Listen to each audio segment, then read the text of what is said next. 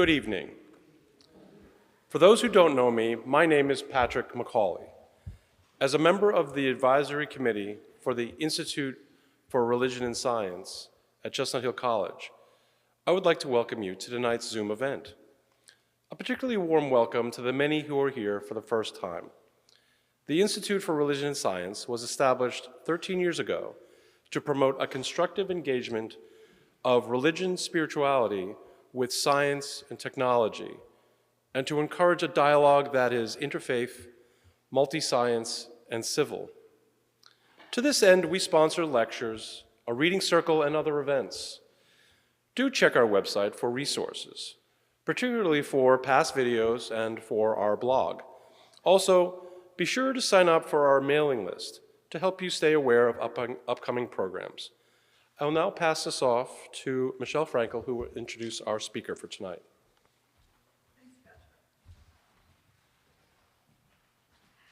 So it's my pleasure this evening to introduce to you Professor Mark Schultz from Bryn Mawr College. Mark is a professor of psychology on the Sue Cardas PhD 1971 professorship and directs the data science program at Bryn Mawr. But he comes to us tonight wearing his hat as the co-author, along with Robert Waldinger, of the New York Times bestseller, The Good Life: Lessons from the World's Longest Scientific Study of Happiness. The book grows out of the author's work with the Harvard Study of Adult Development, a longitudinal study spanning more than 8 decades, which began with a number of young men from Boston and now includes thousands of individuals, men and women alike. Since 2014, Mark has been the associate director of the study. Mark received his PhD in clinical psychology in 1994 from the University of California, Berkeley, and followed that with a postdoctoral fellowship at Harvard Medical School.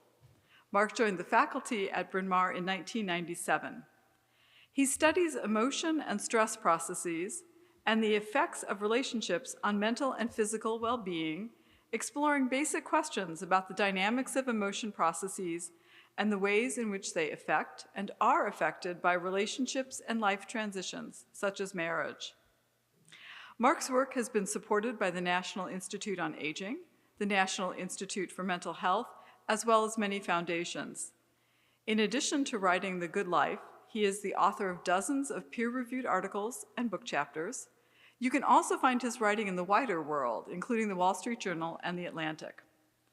It has been my privilege to teach with Mark in Bryn Mawr's 360 program, where we have thrice taught a series of integrated courses on mindfulness and contemplative practice, Marks on the Psychology of Mindfulness. Mark is a fabulous teacher, an extraordinary scholar, and a delightful writer. Mark will give us some perspective tonight on the links between happiness and the relationships we have with each other. Please join me in welcoming Professor Mark Schultz.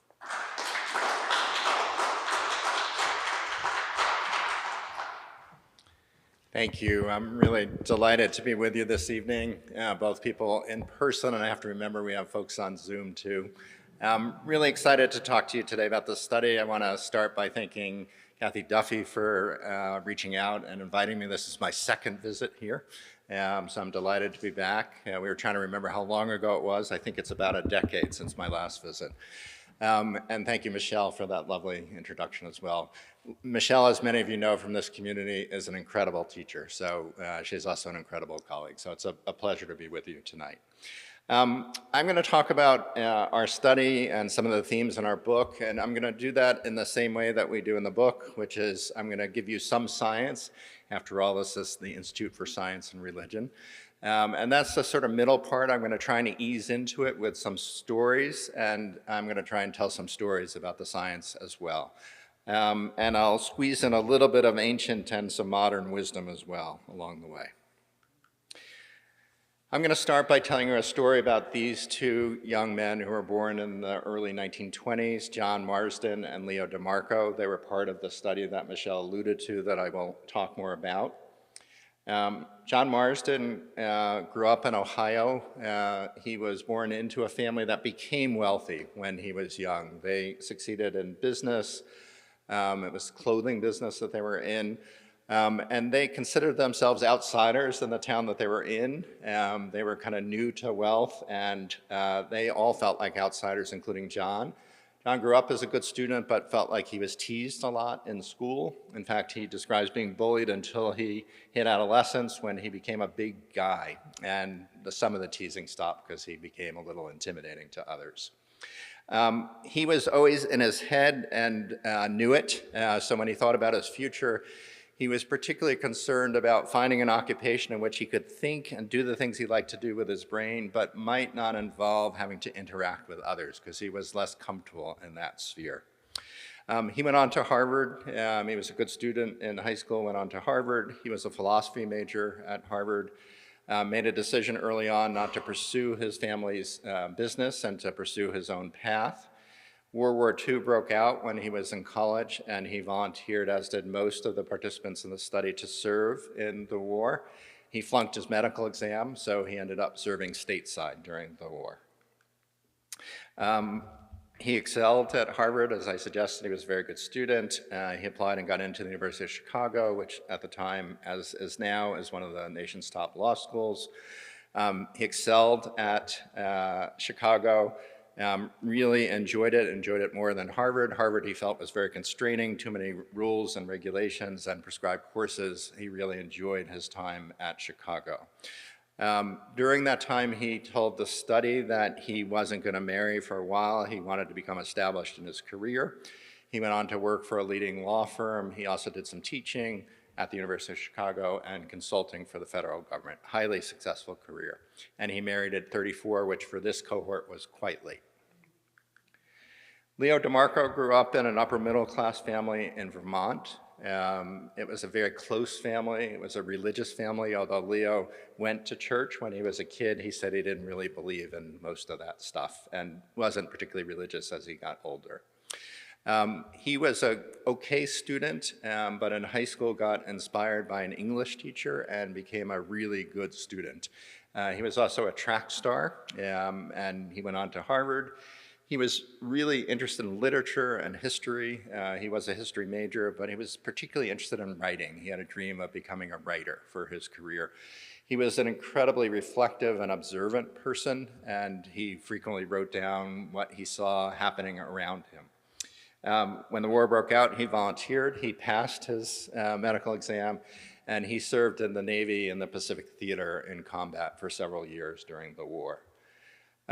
During the war, his dad unfortunately passed away. It was a kind of sudden death that was unexpected. And towards the end of the war, it was becoming clear that his mom was beginning to have some medical problems that took a while to figure out, but it turned out that she had Parkinson's disease. And he moved back to Vermont to help out the family and to be with his mom. When he did that, he just took a job at the local high school teaching history, and he remained in that job for the rest of his life. I should say when he served in the Navy, he took very copious notes, like a journal that he kept with the hope that he would publish that journal once he graduated. The illness in the family and the high school teaching job sort of took precedence, and he never got to be a writer. He did, within 6 months of moving back to Vermont, he met Grace, the love of his life. That's his description.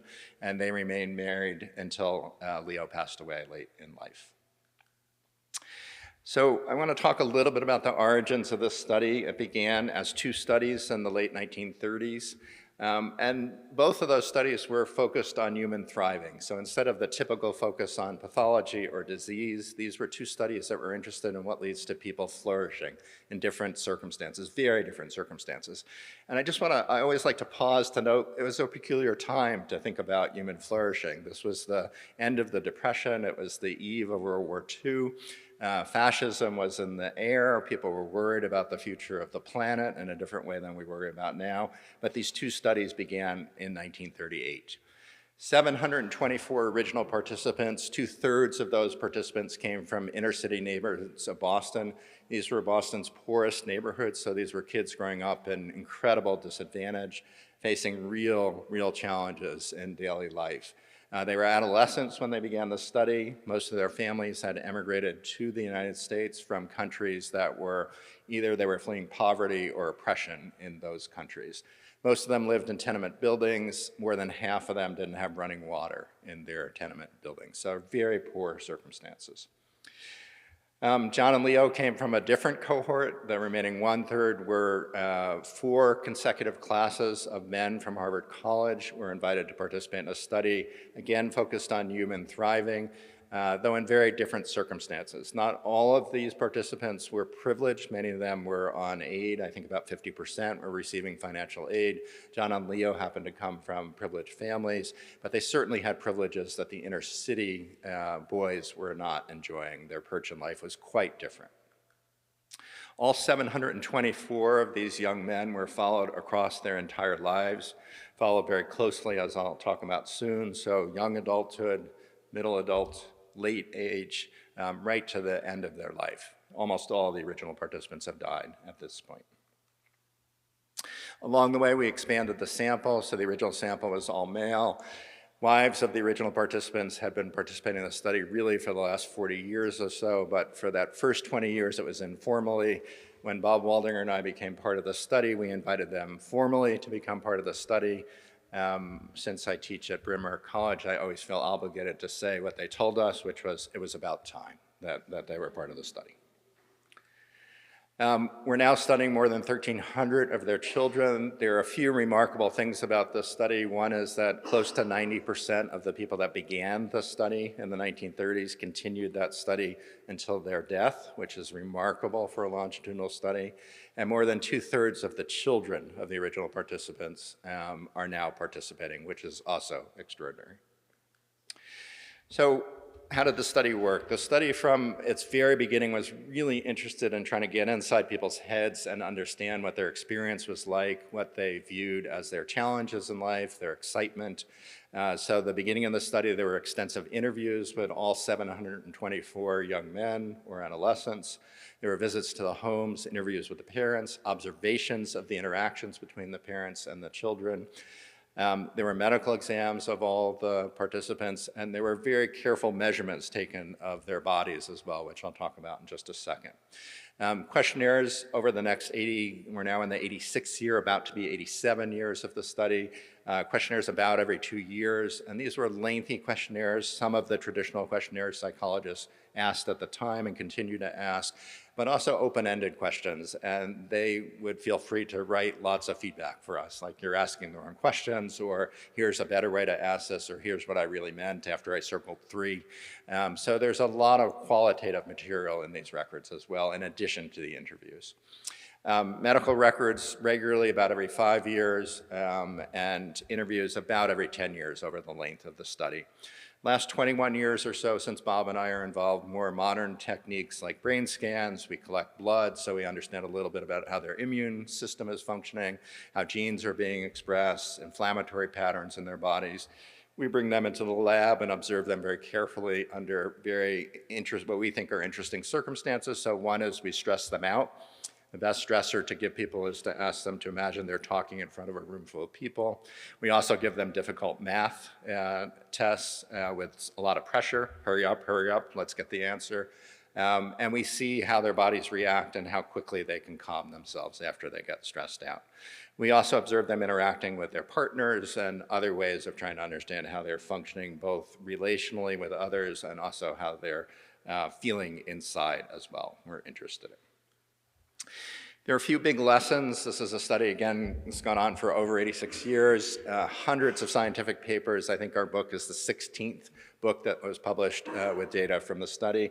But there are a few big lessons. The first should not be a surprise to anyone, and this has been replicated by a number of other studies, which is we really want to take care of our body. As I get older, I like to say, and let's imagine we might live 100 years if we're really lucky, and we want to take care of it as if it's going to be around that long. So it means not smoking, it means drinking alcohol in moderation. More and more data talks about that in itself may be complicated as well, but certainly not over drinking or excessive drinking. And we need to move our body. It's really important. As we age and as we develop health problems, really important to have appointments with healthcare providers as well. This was a study long before I was involved. George Valiant, who was the previous director, talked a lot about our defenses or our ways of coping with adversity. And one of the things that's very clear from studying the lives of these folks from 724 families is that stuff happens. So the war broke out. The Korean War broke out. There was the upheaval of the 60s. More recently, we had a pandemic. That stuff happens both to everyone, collective societies, and it also happens to individuals. So the way we meet challenges, our ability to adapt to those challenges and overcome some of the things that are put in front of us are really critical, and that includes the emotions that are engendered by those challenges as well.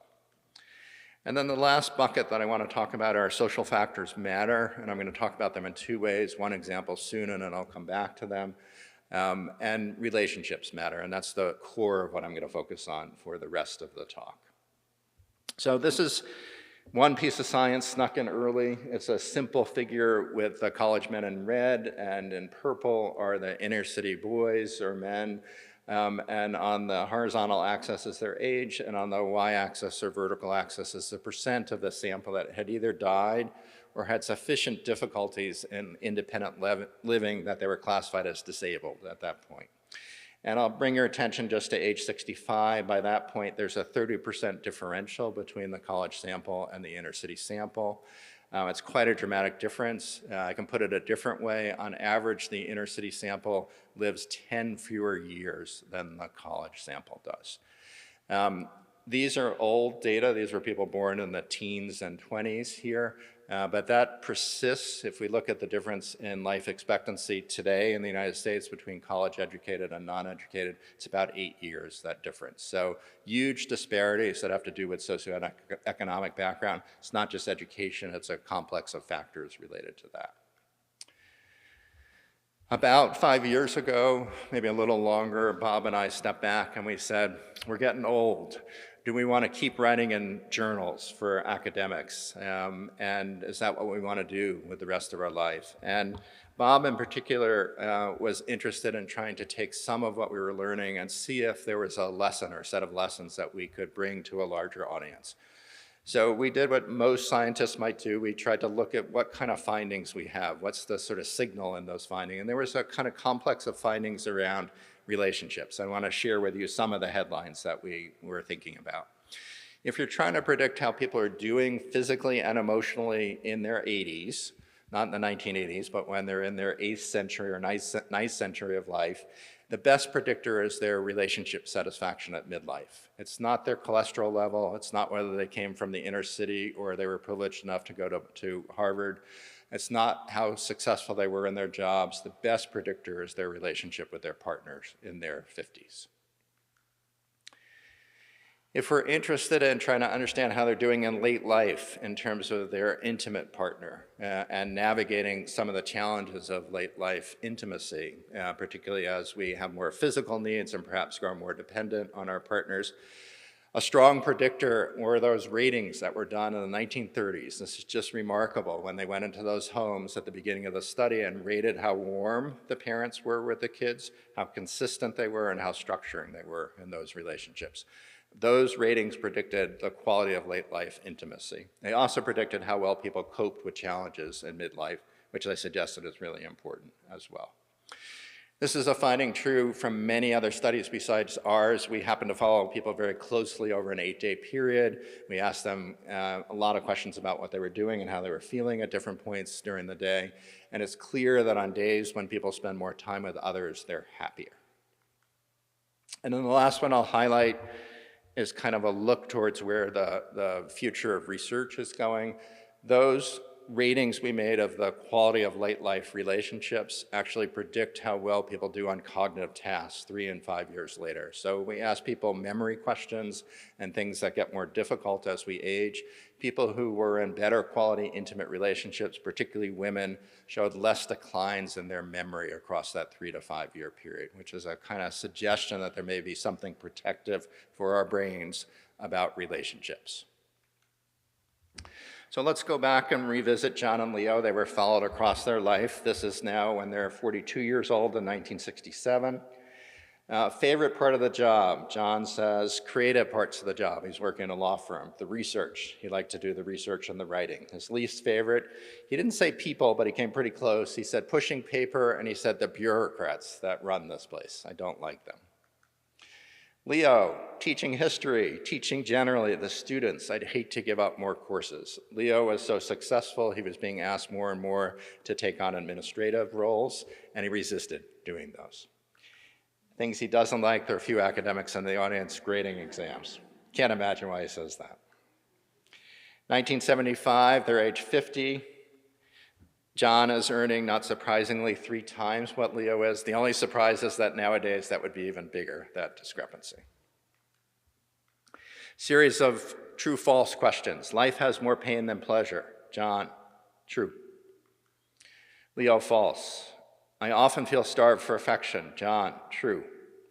I also want to say John is now on a second marriage. He divorced his first wife, and this is the second marriage that he's talking about. I often feel starved for affection. Leo says false. A man feels good when, this is a fill in the blank. John, the philosopher, talked about himself. He was able to respond to inner drives, his inner needs is what he was talking about. Leo, very different. He senses that his family loves him despite everything. 1987, age 62. When you're upset emotionally or sad or worried about something that is not related to your wife, what do you do? Again, John's second wife. I keep it to myself. I tough it out. Leo, I go to her. I talk to her. It's very natural. I certainly don't keep it to myself. She's my confidant. 2004, they're age 79. 5 adjectives to describe your relationship with your partner. This is part of the evaluation of intimate relationships. John, tension, distant, dismissive, intolerant, painful, pretty good last summary, painful relationship. Leo, very different, comforting, challenging, feisty, pervasive, beautiful, also a nice summary. So summary, John, incredibly successful, wealthy, professionally well-respected in his field. Can't imagine him being more successful on that front. Very much focused on himself. These were men that grew up in the 20s and 30s, but also lived through the 60s. And for John, this was an exploration in what was important for himself and his needs. Didn't go well. He ended up feeling quite isolated and estranged, not just from his partners, but also from his children as well. He was probably one of the least happy in our study. Leo didn't get to pursue that dream he had of writing. I would have liked to have read his journals. He's a really interesting guy, reflective and thoughtful. Very modest salary, arguably a modest but important job. But he was a beloved teacher by generations of students and also other teachers. He was an important mentor to other students and colleagues. He thrived through relationships at work and at home, very close to his wife, Grace, the love of his life, very close to his children and his grandchildren as well. He was one of the most happy individuals in the study. So these are case studies. I'm really obviously trying to use them to communicate a point here. I do want to talk about some of the limitations, not just of talking about John and Leo, but other problems in the study.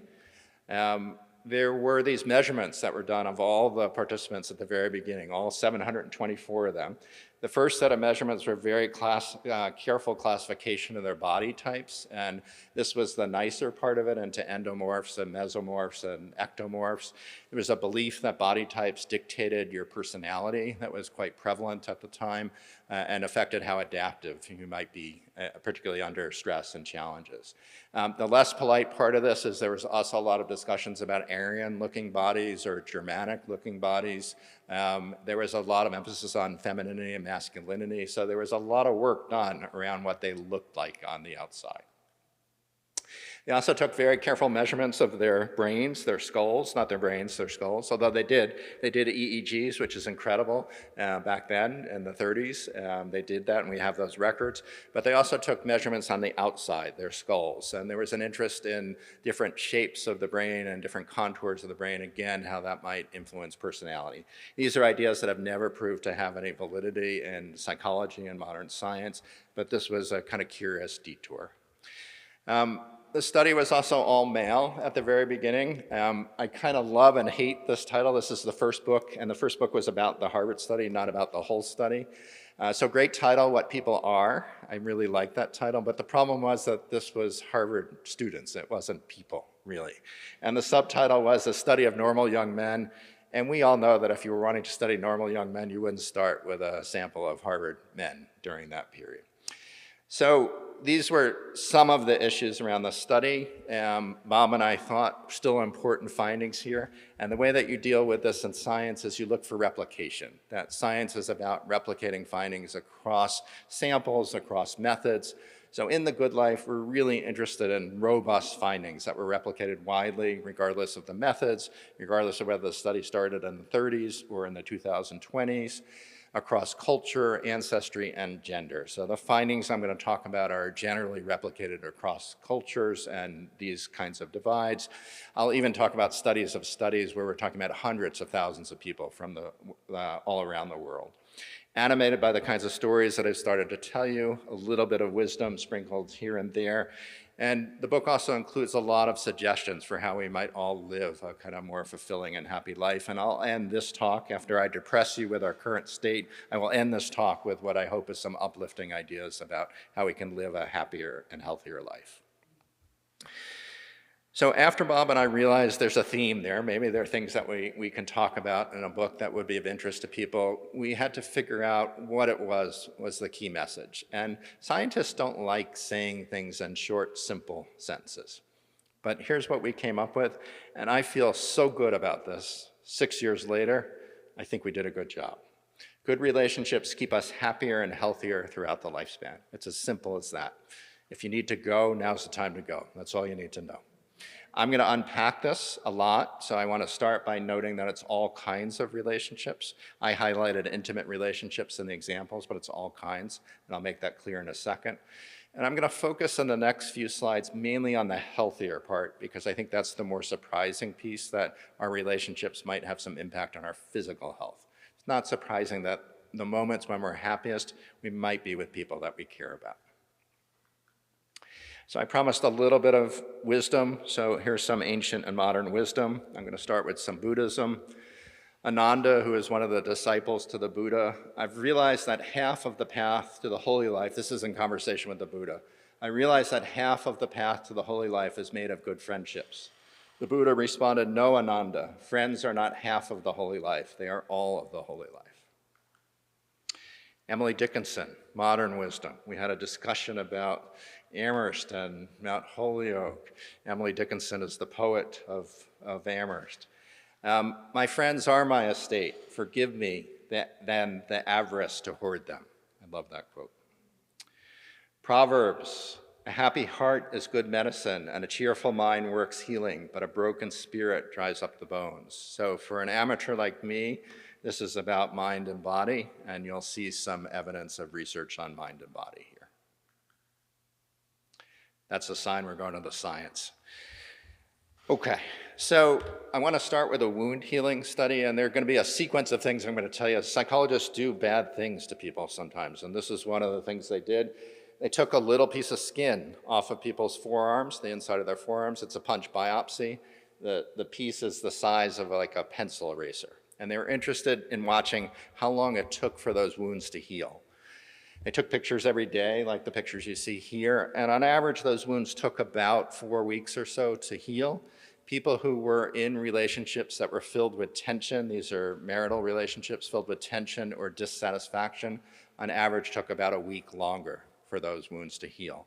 People who are caring for those with Alzheimer's, so they were caretakers with a huge burden, their wounds took longer than that to heal, almost 2 weeks longer to heal. So the metaphor here is important. This is why I start with this. Relationships literally get into our body, under our skin, and affect our health. A hand-holding study. This was a clever study done by James Cone at the University of Virginia. He too caused pain for people. He exposed people to, I think it was a source of heat, or he pinched them in a different version of this. But he put them in a brain scanner as he was doing this. And in half of the participants, they randomly assigned folks to a condition in which they got to hold the hand of someone while they were in the brain scanner. What he found is that people who were holding the hand of others had less activity in the parts of the brain that we think are where pain is perceived. And the folks that were holding the hands of loved ones had even less activity in those areas. And we know this. I used to work in hospital settings with kids that were getting bone marrow transplants and other horrible procedures. And holding hands and touching is an important part of medical care. This is just a strong example, a research example of that. I'm going to bring you through a series of studies. I'm going to start with a study that looked at 5 studies. This was a famous study that was published in Science when I was in graduate school. It got a lot of attention. It's complicated. I'm going to focus in on the key parts. So on that vertical axis is age-adjusted mortality. You can think about this as likelihood of dying at any age. We're only going to focus on 2 of the 5 studies that they collected data. The first is in Evans County, Georgia, which is a rural county west of Savannah, Georgia. And the other one we're going to talk about is Finland. But in Evans County, they compared Black residents to whites, and they found that Black residents had a higher chance of dying at any age than whites did in Evans County. So there are disparities that have to do with ancestry and complicated socioeconomic factors that are linked to that in the United States.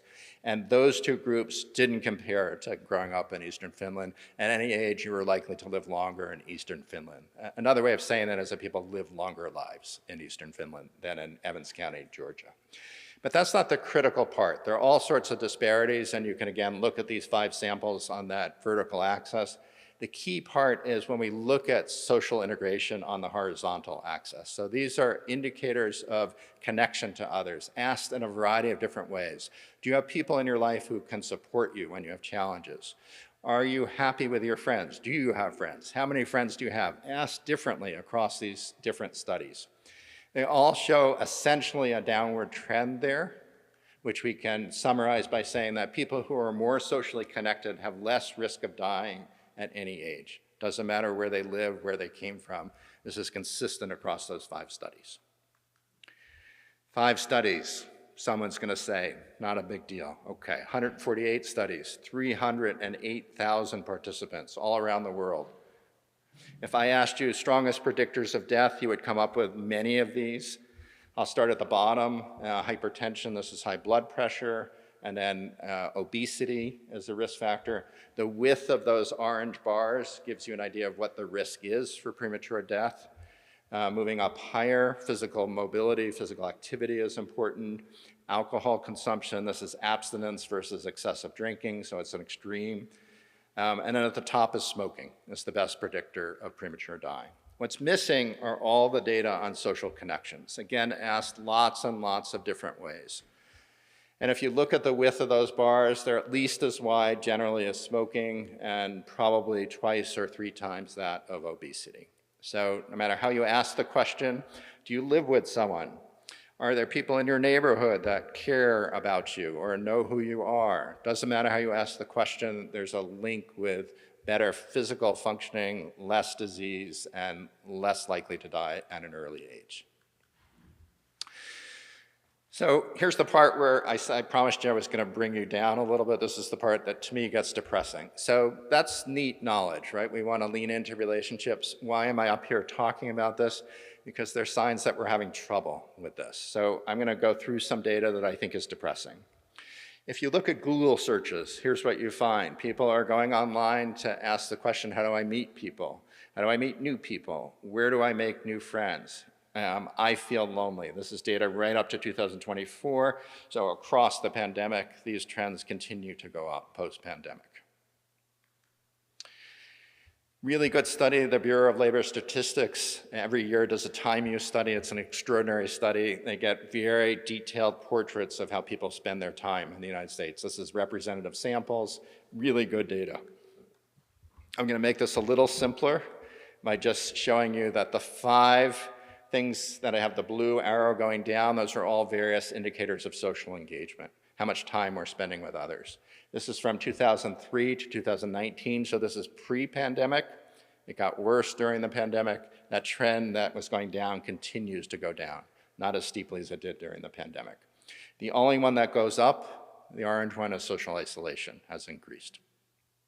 These are general trends across the population. It's worse if we look at young people, so these are people younger than 25 that were part of the study. In this 16-year period, there's almost a 2-hour drop per day in how much time they spend with their friends. I'm going to say that again because to me it's remarkable. In 16 years, a 2-hour drop in how much time they spend with others, their friends. So for me, growing up, this was time after school. It's gone. Young people today don't have that time. Here's another indicator. This is, again, data right up to the pandemic here. Percent of teens who say they go out with friends 2+ times a week. 1976, that was up around 80%. That was when I was a teenager. 2020, it's down close to 50% at this point, so a very dramatic change. We can look at the workplace. This is more recent data, 2019 to 24. Here you do see a pandemic dip here. People increasingly less likely to know who they're working with on a personal basis. They just don't have a sense of who those folks are. They don't know them. And this, people report feeling more lonely as well because of that. It's not just remote work. It's a smart audience here, so you might think, well, it's because we've gone remote or hybrid. That may be part of the story, and we can talk about it. But there are lots of settings in which people feel very isolated from others. So this is a photo of a warehouse. People can walk for miles in these warehouses without seeing other people. In fact, they're not supposed to talk to other people when they see them. Lots of work can be very isolating. Recent data, 16 to 20% of folks, this is Gallup data from 2023 and 24, across all settings. It doesn't matter whether it's remote, in person, whether it's fully on-site or in an office. Large numbers of people are reporting feeling lonely a lot of their day at work. So loneliness is a problem not just at work. Lots of estimates of loneliness in the United States. Best estimates always put it somewhere between 20 and 55% of people in a given week feel lonely. Estimates vary widely depending on the questions that they're asking. Young people feel particularly lonely, and in some studies, older people also experience loneliness at rates that are higher than other people. Let's just put it in the middle and say about 1/3 of the public feels lonely in a given week. Why is that a problem? Because you saw the data that connected social connection to risk of dying. So the UK, 2018, was way ahead of the curve. They were ridiculed to a certain extent. They appointed a minister of loneliness. There really is a minister of loneliness in the UK, and we'll talk about some of the things that they've done.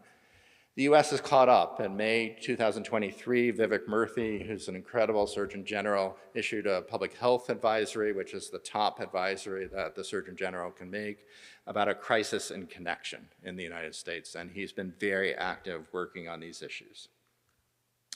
It's a beautiful campaign, so I'm going to read you part of the campaign. You can find it online. It's very clear and very effective, the message.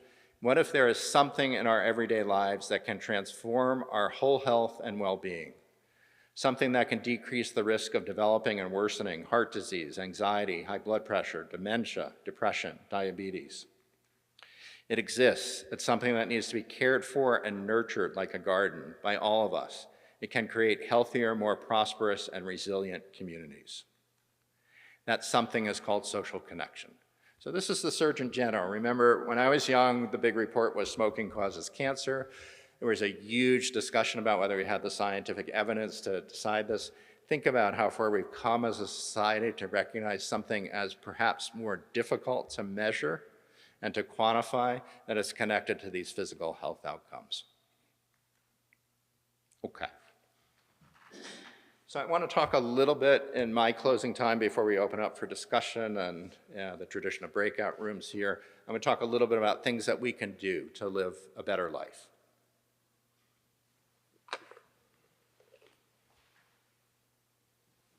I always spill that, so I'm not even going to try and close it. So the first is similar to the Surgeon General's advice. Actually, the Surgeon General is a fan of our research, so I'm not sure who took what from whom here. But we think prioritizing connection is really important. And in fact, we think that people should be thinking about their connections as a kind of social fitness, just like we think about physical fitness. So this idea comes from an observation of the participants in our study. It's clear that people have key connections in their lives that wither over time. That many, it's quite sad, like in our interviews of folks in their 70s, particularly the Harvard men would say things to us, you know, this is the Harvard study, Do you remember my roommate, John, who I had sophomore? Do you have any idea what's happened to John? And we don't know John because he's not in the study, but more importantly, this person has lost touch with John, who at one point was an important person in that life. When we ask people in their 80s about regrets, everyone has regrets about their lives. 75% of the regrets were about relationships. I should have spent more time with people I cared about. I should have been kinder to my wife, to my husband, to my kids. I should have worried less about getting things done at work and more about how people were doing. I should have put more time into keeping up my connections with others. That's what they were about 75% of the time. So the antidote to that is that we need to be intentional and proactive. We live in a period of time when people are very busy and there are a lot of distractions, with distractions being things that we carry around with us. So somewhere in my pocket, I have a phone. This is one of our chief distractors, and we'll talk more about that. But in order to move against the tide here, we really need to be proactive and kind of resist that tide to worry about other things. So it might start with taking stock of how you're doing in your relationships, what's working for you, who are the people you're spending your most time with. Might you change some of the folks that you're spending time with if you're not spending time with the folks that are most energizing for you, the people that give you uplifts and a sense of energy when you've been with them. We want to seize the moment and carve out time, so that means regular time with people that you care about. Today I've been lamenting, I don't know what got me thinking about it. There was an old graduate school friend who I met up with over the summer. We said we miss each other a lot. Let's do some walks. He lives on the West Coast. Let's do some walks and phone calls when we're walking. And we did that for 2 times, and we got off the pattern here. I want to get back on the pattern. I miss Jeff and would like to continue to do that. So we want to carve out the time, make it a regular part of what we do. Also helpful to remind the person why they're important to you. People like being reminded of that, and it helps bring you closer as well. Reconnecting, like I did with my friend Jeff, is a good thing. It's never too late to try and reconnect with others. The worst thing that happens is it doesn't work, and you're in the same place that you were before. Depleting relationships are more complicated, so for some of us, they may be relationships with relatives, it might be with our partners in life, it could be with people that we work with. Those require work to figure out how to move forward. The key is that all relationships have conflicts, and there are things that we can do to make relationships better. One of the tricks in relationships is it's a two-way street, so if the other person has no interest in working on that relationship, it's going to be challenging to do something. So we may also have to make difficult decisions in our life about whether we want to remain engaged with some of the folks that are giving us that sense of depletion. I have been talking about this a lot, and with the figures suggesting at least 1/3 of people feel lonely in a given week, we need to change how we think about loneliness. It's not unusual people that are lonely, it's many people that are lonely. It's common for people to experience loneliness. Again, young people, these are university-age people, kind of crazy to imagine, where they have close physical proximity to thousands of other people like them that may share similar interests and activities. They report very high levels of loneliness. So there's something that we've done as a society or a culture that's helped create this loneliness, and we need to normalize the experience instead of demonizing it is the key idea. Steps, again, include intention. Research has made it clear that there's a certain number of hours it takes to really feel a connection to people that we're getting to know. The magic number is supposed to be somewhere around 40 or 50 hours.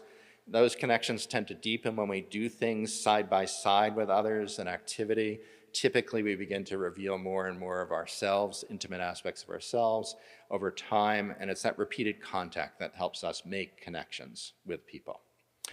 Find an activity that's of interest to you. I looked hard for some fun gathering of the Institute for Science and Religion. I didn't find a good graphic, so I left pickleball up there.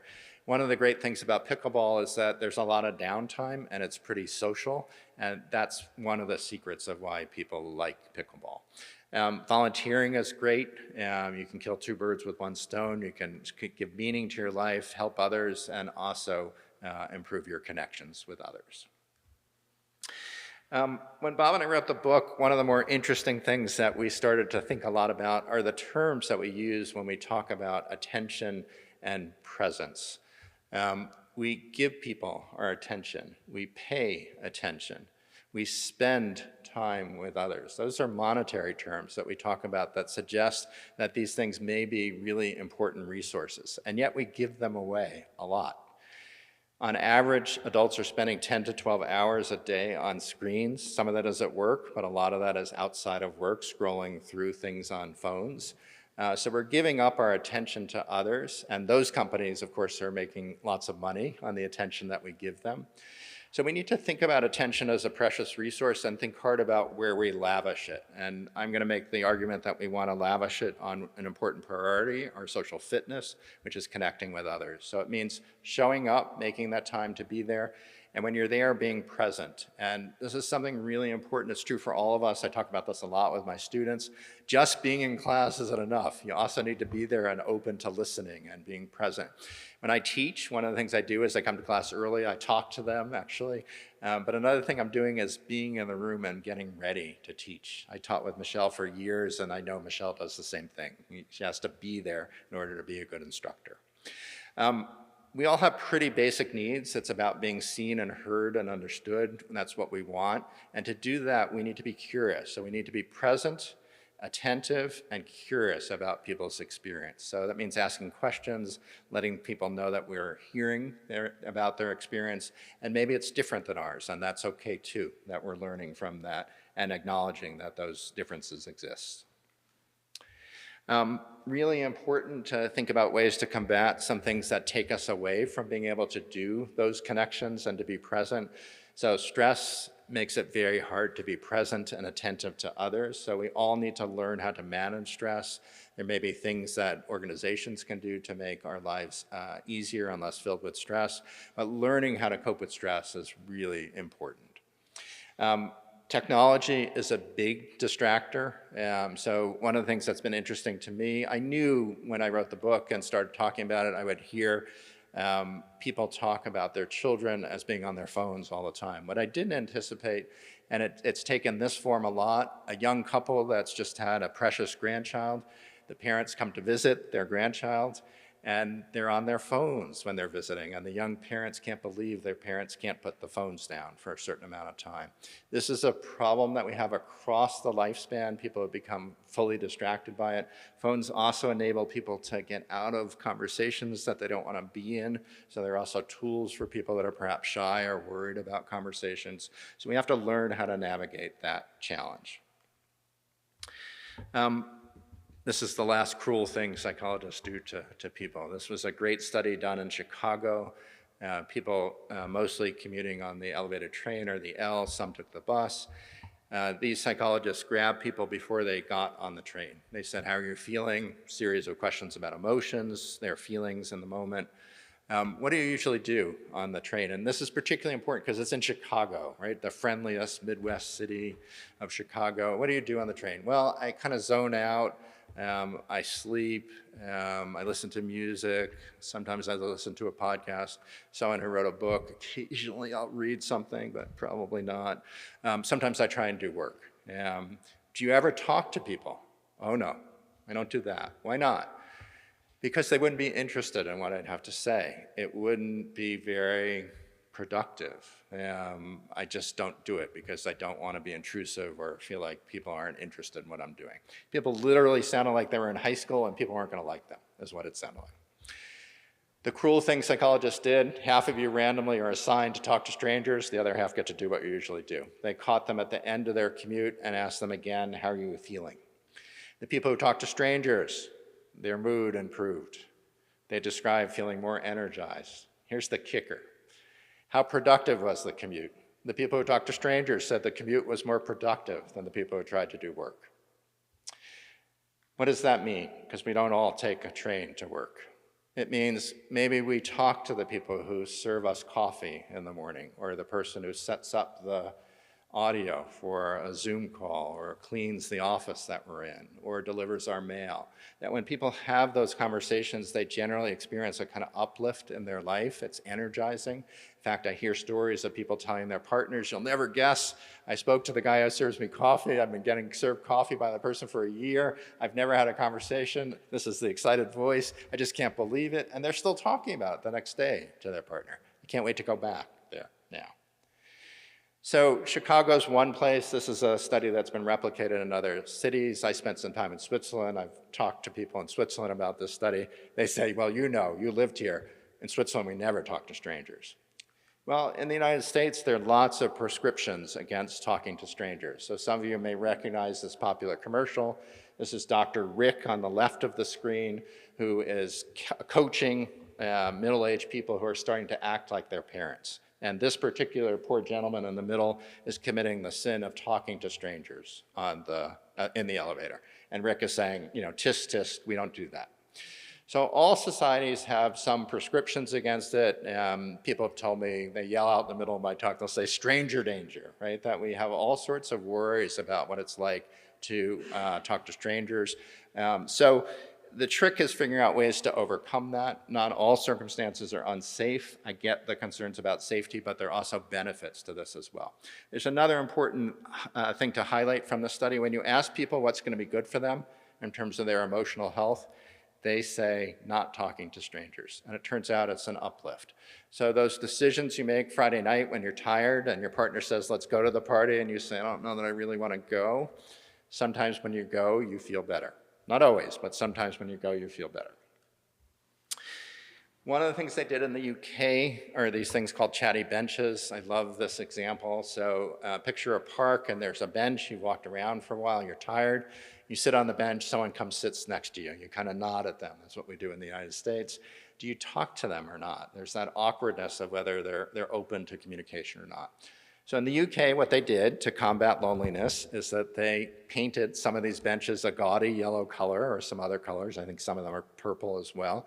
And they put a big sign that said chatty bench on it. And that means if you sit at a chatty bench with other people, the expectation is that you will talk. They've changed the norms here, okay? So I'm going to suggest, as I close here, that one of the tricks in life is to create chatty benches where you can come together with other people and have conversations. That's what we all need to do in the places that we work and the places that we populate. That's a key thing for living the good life. So I'm going to stop there. For questions, I know we do a little, let me stop and then we'll talk about the next step. So thank you.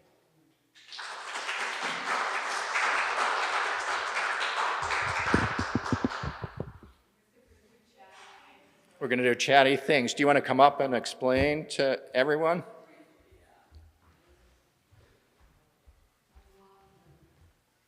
So we're going to take a few minutes. If you're online, we're going to do this in breakout rooms, and if you're live and in person, we're going to do the chatty bench.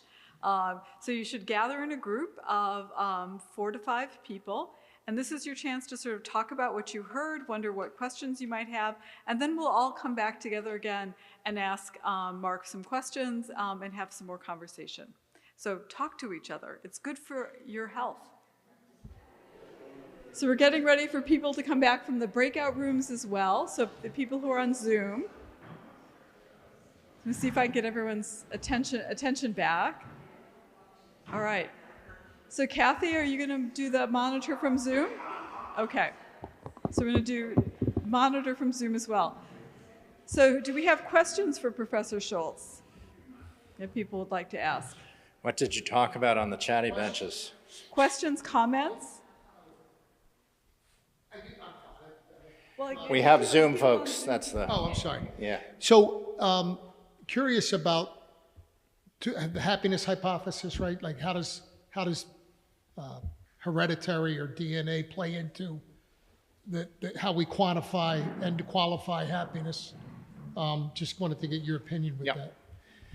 So, trying to figure out the influence of genetics on a construct like happiness is complicated, and there's disagreement out there. So the estimates vary a lot, but I think the sort of strongest estimates are probably somewhere in the neighborhood of 45 to 65% of our happiness levels are determined by our genes. And to me, that's a kind of ideal number. It means that about half of our happiness is left to our own devices. So the rest has to do with the circumstances in which we live, the things we do on a daily level, and our kind of experiences from day to day. And some studies suggest slightly higher than that, but that's probably in the right ballpark. Yeah. Now that you have high schools that are beginning to say, we're going to take your cell phones and you have to go the whole day without them, have there been any studies on whether happiness is adjusting in those environments? Yeah. So many of you know that there's a kind of movement here to control the technologies that distract us a lot and do other things. So I didn't say a lot about this, but social media and technologies related to that also provide ample opportunities to compare ourselves to others, and that's particularly challenging for teenagers. So when I was a kid, I had to go outside to look at whether the neighbors painted their house and whether it looks nicer than our house or not. We don't have to leave our bed these days to compare ourselves to lots and lots of people, and the views that we get when we look online are highly curated views, right? They're people at their happiest or incredible moments. So this is particularly pernicious for teenagers and particularly pernicious for girls, adolescent girls. So there's been a movement to try and take away cell phones, both at schools and more generally. Maybe there's an age at which it's appropriate to have smartphones. Some of this is the result of a book by Jonathan Haidt called The Anxious Generation that's logged some of the mental health challenges of this generation. I think there's data that will be coming in soon about these experiments. They're not being done randomly yet, but I think we could do these studies. The data are pretty clear that when people use social media or the internet to compare themselves to others, they typically come out of that feeling less happy than they were before. But the internet and technologies can be used for good things, right? During the pandemic, it's hard to imagine how we might have survived without the technologies that connected us across the distance that we had. So part of the trick is learning how to harness the technologies, and texts have their place in connecting us to others, and Zoom calls are also important.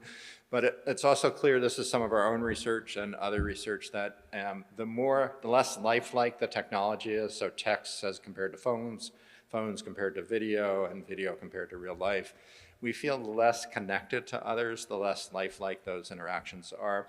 And people end up experiencing fewer emotions or less intense emotions. And emotions are actually what connect us. It's what allows us to mimic the other person's experience and to ask curious questions about what's going on with them. So we have challenges in this world. I think we'll have more data soon. I'd like to say I wish it were that simple, but I think it's going to turn out to be more complicated than that. Mark, one of our Zoomers is interested in whether loneliness is more prevalent in the city or in the suburbs. Yeah, it's a good question. No gender differences in loneliness. There are some age-related differences that I talked about, and the environment definitely has an impact on the degree to which we're likely to connect with others. So one part of the Surgeon General's campaign is about creating what he calls a social infrastructure in which people are more likely to be able to connect, and the idea there is that spaces that allow you to connect. So it's not physical proximity to others, being in the city versus a rural place.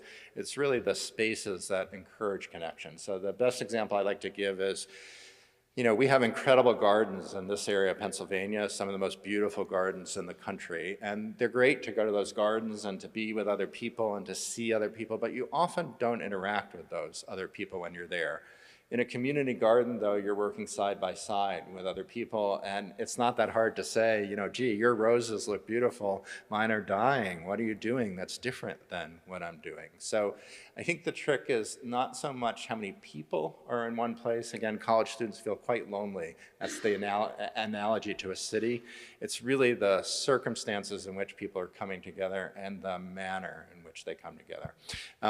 Sometimes I put a slide in there about this, but modeling is really important. So, lovely introductions here from Patrick and from Michelle. and then help set a tone for people. In class, again, I mentioned I come early to class, I talk to students, and then I'll say to a student, oh, Michelle, John, I think grew up in a place that's not far away from where you grew up, because John has got his face in the phone. So I'm doing a lot of the modeling for students, and all of us that have positions of leadership or have that capability, I think it's really important that we do this, because we have a generation of students, particularly the ones that are in college now, that missed some important years of practice for making those connections. Absolutely. Other comments? Yep. Aside from modeling, what other things do you suggest to kind of break that stigma of you stay here, you don't talk to anybody, you are in your own zone?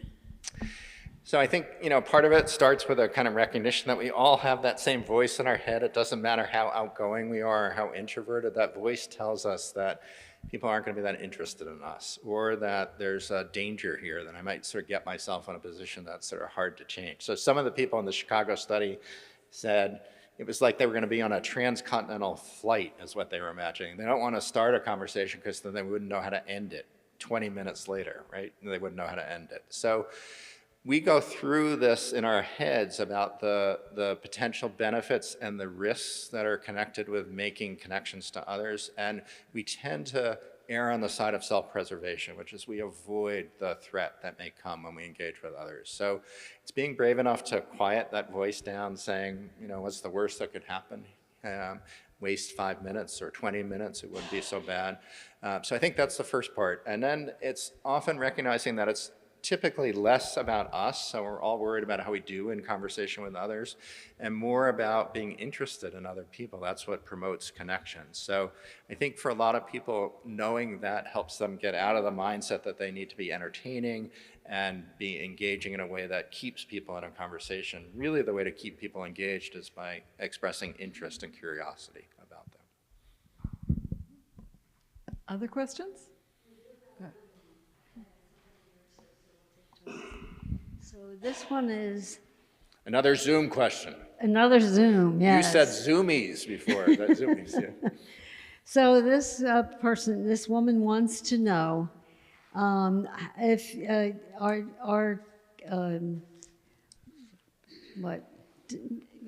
not very fine, if we have relationships with people that are not constructive, how about that? Is that destructive to us, or is it better, is it better not to do that? So what's the value? Yeah, so such an important question. Relationships are challenging, right? So this is a book about leaning into relationships. And, we talk a lot about the fact that relationships are messy. We can't control them in the way that we want to.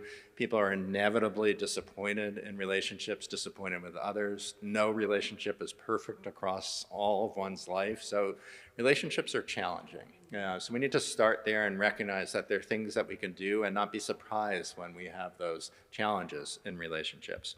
But the benefits that I'm talking about accrue to relationships that are generally doing well. Relationships that aren't doing well cause difficulties for our bodies. So the study that I talked about, the wound study, people who were in high conflict, low satisfaction marriages, it took longer for their wounds to heal.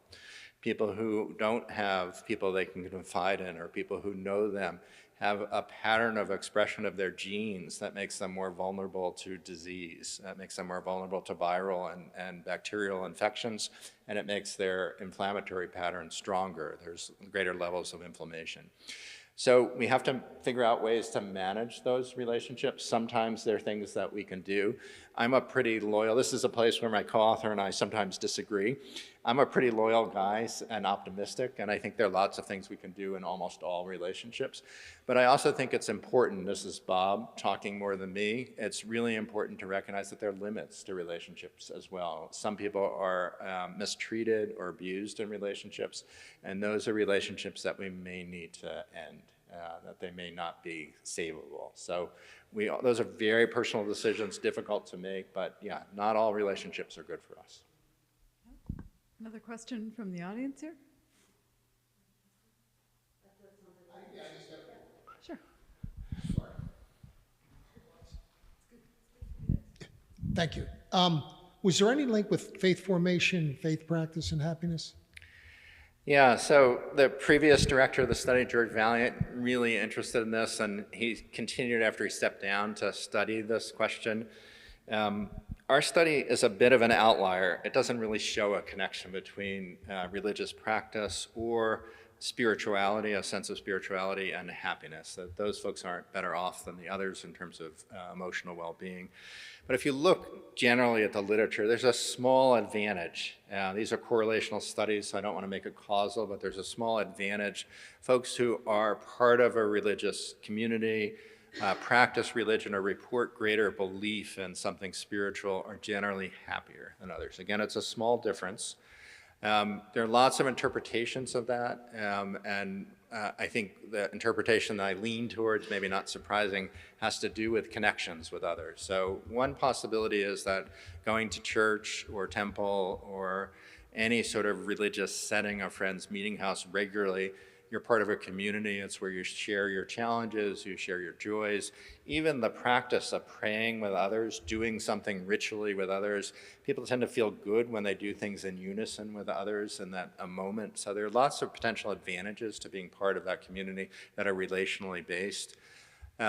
Another possibility is that a belief in a higher power or a kind of benign power that leads us to good fortune or protects us in some ways, that's a relationship in itself. And it's a particularly important relationship that may be of value when people find challenges as well. So, that's a secular scientific way of thinking about some of those religious pieces, but most studies suggest that there's some benefit to religion.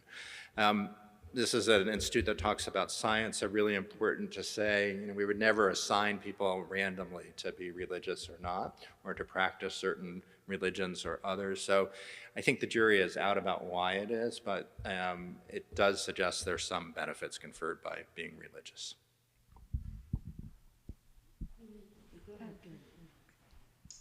So for the last 5 years, I've taught a faith ed class at an Episcopal church up in Exton here, and it's a church where my wife works as a coordinator, and I've gotten to know the people there pretty well, and it's a very, a lot of people attend this church, and when they talk to me, who I'm not clergy, right, the number one reason they go there are people there who come to this who don't even believe in God, but they want the human connection, Yep. they want the community. Yep. The number one reason that 90% of the people I talk to who go to that on a week-to-week basis and get very involved is the community, is the human interaction. Yeah.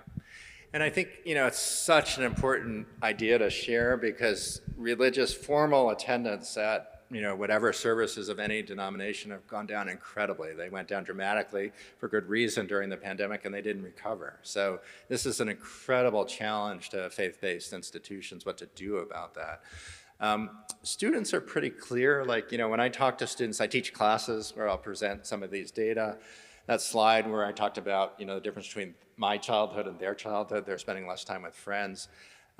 They say something interesting, which I think is important. During the pandemic, what they learned is that they really didn't have to leave their room. They didn't even have to get out of bed. That with their phones, they could watch streaming media, they could text their friends, keep up on social media, they could get food delivered to the house. There, they had to get out of the room unless their parents delivered it to their room. But we've learned to be resistant to going outside.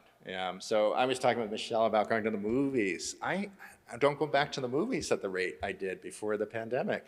And I miss that. And part of it is, it's the same movie that you can watch at home, but there's something about watching it with other people. So this is a challenge that we face. It's partly driven by the pandemic, and it's partly, the pandemic was really an accelerant. These were things that were happening in society long before the pandemic, and they just got accelerated by the pandemic. So.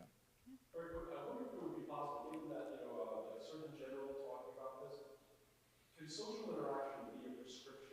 Yeah. Look, we need you getting out to the movies. Yeah. Let me see your check. Yeah. No, I love that. I mean, I think exactly, because the Surgeon General is talking about this, it gives, kind of meaning and legitimacy to asking about connections. So, doctors, I just went to, I'm having trouble with my knee. I went to a sports medicine doc, and they asked me when the last time I had a screening for It wasn't smoking, but it was something like that, right? This is the orthopedist. Now, he's doing that because he can bill for it, if he asks me. That's why he's asking whether I had a screening recently. So if we can incentivize this, right, to ask people about their social connections, I think it's really important. I'm going to tell a quick story we tell in the book. Near the end of the book, we have a chapter that's called It's Never Too Late, and we highlight the experience of an extraordinary man who lived a really difficult life. He was in a marriage that was not very satisfying. He felt quite separated, and I would say lonely in his marriage. His wife was not very social. They never went out, and he didn't have friends. So he was pretty miserable for most of his life. In his 60s, he was a clockmaker, and he loved doing that work. He was really good at it, fixing clocks and working with his hands. In his 60s, he started to develop problems with his eyesight at first, and then the clockmaking became more difficult. So he had to quit, and he made a series of interesting decisions that are relevant to this. One is he decided to separate from his wife. And the other is a doctor said offhandedly, maybe you should go exercise more, it'll help your body. So he went to the gym, and he went the same time every day, and he realized that if he goes the same time every day, the same people are there all the time. He had an interest in old movies, and what he started doing was making friends for the first time in his adult life. He brought people to his home to screen old movies. That was the connection to movies that I was having in my head. So for 50, 60 years, we asked this man, do you have friends? And he would say no, which is quite sad. And then in his 60s and early 70s, do you have friends? He would hesitate, and he would say, yes, several. So yeah, I think this would be a good, so my idea is the doctor should say you should go to the gym, not just for your physical health, because it gets you out of the house and in contact with people. Yeah. And other stuff too. You know, I'm not going to prescribe pickleball for everyone, but it's whatever you like, you know, whatever is important to you. Being engaged in a community, whether it's religious or not, getting out and being in the community is really important. We tend to devalue how important it is. Okay, we'll have a couple more Zoomers. There are people Are they who, Zoomers or Zoomies? Wasn't it Zoomies? Zoom. there are people who could have bad relationships at work and good relationships at home, or vice versa. And so the question is, are these contrasts significant in terms of their impact on health? Yeah. So relationships matter everywhere. Lots of research, I've done some of it, that the sort of boundary that we always imagine, particularly men, between work and kind of the rest of our life, it just doesn't exist. What happens at work spills over to the rest of our life. What happens to our families spill over to work. So we need to work on our relationships in both domains. The ideal is that our relationships are strong in both settings. If they're not, there are things that we can do. But I don't think it's ideal to just have them in one, as opposed to all the settings that we work in. I also don't think it's common to have every relationship work, right? So it just means that we need to think about the spaces that we're in. Michelle and I work with each other. We enjoy each other's company, so we've chosen to co-teach classes together or to take walks together. There are lots of people I work with that I don't get along with quite as well as I do with Michelle. So we have some choice in the spaces and places that we can populate.